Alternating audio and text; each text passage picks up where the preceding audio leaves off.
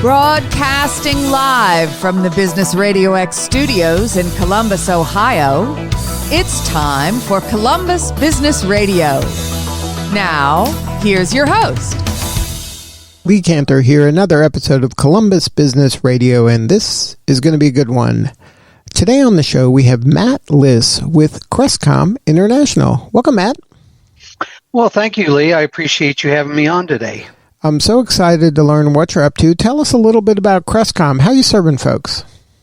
Crestcom is a leadership development company. We have developed a great program that's a 12-month training program that's all live facilitated that helps develop your managers into better leaders. So what's your backstory? Have you always been involved in kind of leadership development? Well, I've been involved in all kinds of operations, manufacturing, distribution, engineering. I had quite a broad variety background, so I have a lot of experience in managing and working with others. And prior to this, I was leading companies and running companies, and I actually took this training and figured it was so impactful that it would make sense for me to allow to lend my experience and background to help develop our next generations of leaders. Now, do you feel that leaders are born, or can they be taught some of these things? Is this something that just comes naturally to certain folks, or is it something that anybody can be taught if the training is right? Well, leadership is a lot like becoming a parent. You aren't, trained for leadership. You are, brought into it by, okay, hey, you're going to be you're the best accountant, so now we're going to make you our manager. And you have to really want to become a leader, and you have to work at it, and you have to apply some skills and some practice and some education to it. And that's what our program does, because most companies are very good at develop their employees, let's say from day-to-day functional group, right? Their job duties, but they don't give them training to help them develop their management skills and become the leaders that we really need. And our program addresses that. And that is, we have about 12 fundamental skills that we use in our training to help you craft your leadership talents. Now, is there any kind of symptoms my organization might be having where leadership training is the solution? Like, what are some of the clues that I might not be noticing or connecting the dots that I need leadership development training for my team? Well, one big flag to me is silos, because when you have silos, that means your team isn't working together and they aren't on the same page, so they might not know your strategic direction as a whole. So that is a big lack of communication. You don't have productive teams. You might need to look at your generations, the different generations you have at your work. If you have problems with your groups not really knowing what direction they're working on or what they should be working on, that's a big sign that the leadership needs some support and some, training to help them develop that. Now, when you were earlier in your career, did you have a coach, or did you have any type of mentor that helped kind of guide you or lead you? Well, Lee, when I was younger, I had quite a few different managers that I've worked with, but I went back and got my MBA, and that's a very theoretical training and program you go through. So if you like to write papers, the MBA is perfect.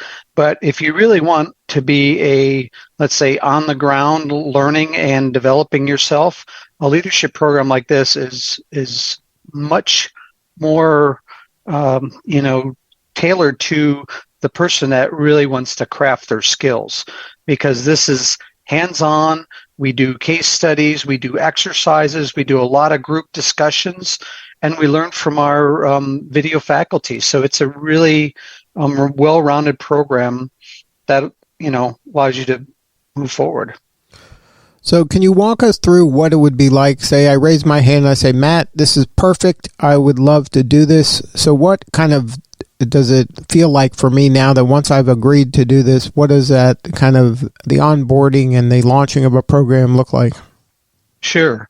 Well, the first thing I'm going to do with you is I'm going to pump the brakes a minute and say, hey, before you actually sign on the dotted line, let's do our test drive, because you're going to be investing a lot of time and money in it. And we offer a free 2.5-hour test drive we call our Leadership Skills Workshop. And that allows me to come to your facility. You bring in your management staff.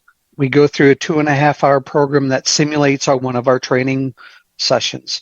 And that allows you to test drive a lot of things. It allows you to test drive the program and the material.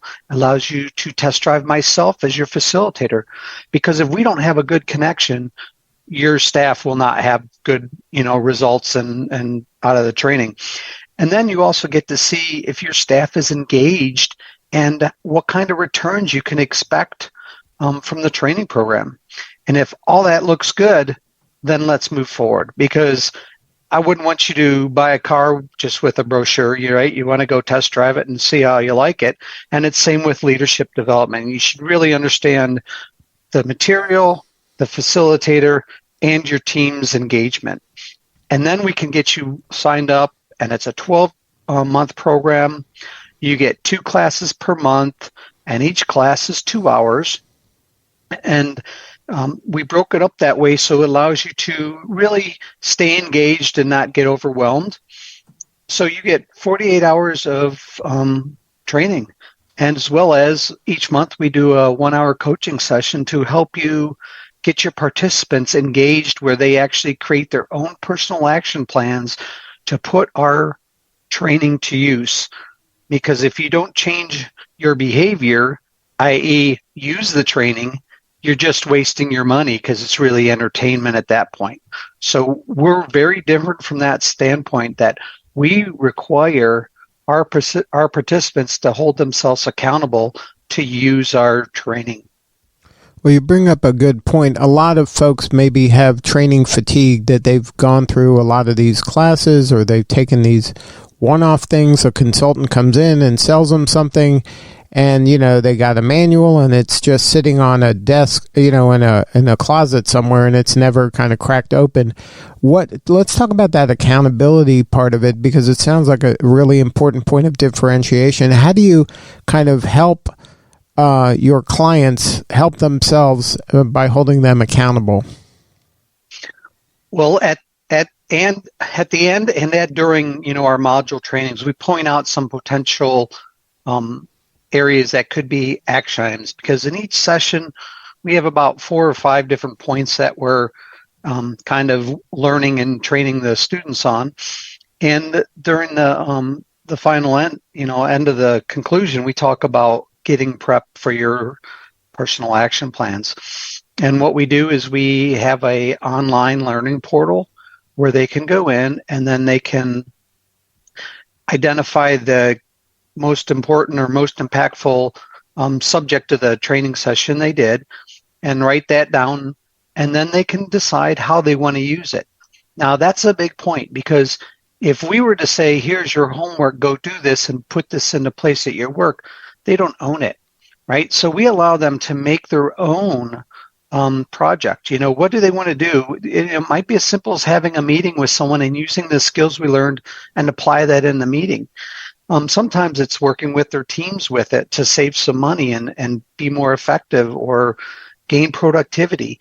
But we let them make the pick, because then they own it, and then they have the responsibility to actually put it in place and close their own action items and submit for success.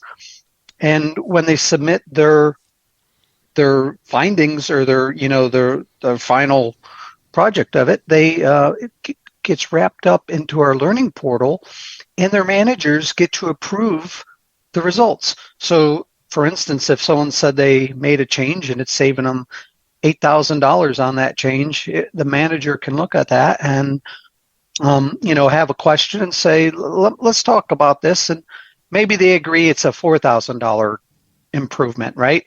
Then the manager can approve it, and then it gets locked into the year-end results, and we can give them a great spreadsheet that shows all the areas that their people have improved in, and the changes that have been made, and the results. So it's a very impactful report for the CEOs or the managers to know they are getting something back for their money that they're spending. We know our typical customers get a return on investment $6 to $8 for every dollar they invest in our program. So they get a great return on investment. Now, is your typical client just one of these mega enterprise level organizations, or is this some of the training can benefit a small to mid-sized company as well? Yeah, that's a great question, Lee, because yes, have we worked with the big mega companies? Yes, we've worked with Coca-Cola and Sony and Toyota and companies like that, but that's a very small portion of our client list. Our true clients are that small to mid-sized company, from 20 people to 250. That's the majority, probably 90% of all of our business, because we know they don't have the resources to create a leadership program, nor do they have the ability to, spend a lot of time trying to find one that would be a fit for them. So we specifically target that market because we know they need the most support. And the best part about it is the small to mid-sized managers, they're used to doing a lot of different things. So they're very receptive to the training and they get a lot out of it, more so than if you're pigeonholed in a very large company and you don't see the big picture of your organization. Now, do you have a niche that you serve that's a sweet spot for you based on your previous experience, or is this something that's kind of industry agnostic?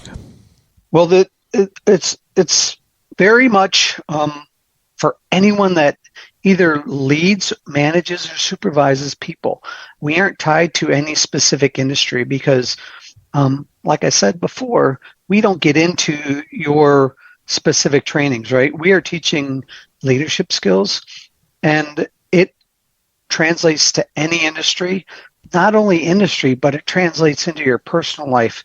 And a lot of these leadership skills, boy, when you become a parent, they can be very beneficial, especially when you get into negotiations with your little ones, because you don't realize it, but leadership is not just a 9-to-5 job. Leadership is what you do your whole life and 24/7. Now, if somebody wants to learn more about your practice, is there a website? Is there a place they can go? Can they hire you as a speaker, maybe as just a way to kind of get to know you a little bit first, or is this something they have to commit to an engagement before you come in? No, certainly I'm open to speaking to groups because it's a great way to help people understand the benefits of leadership development. We have a great website at www.crestcom.com, and you can also reach me by email at matt.liss@crestcom.com. So it's matt.lis@crestcom.com. That's CRSTCOM. Well, Matt, thank you so much for sharing your story today. You're doing such important work, and we appreciate you. Greatly. I really enjoyed this, and I'm looking forward to, hearing back from some of your listeners and seeing how we can help them and make their lives and their employees' lives much more beneficial. Amen to that. Well, thank you again. This is Lee Cantor. We'll see you all next time on Columbus Business Radio.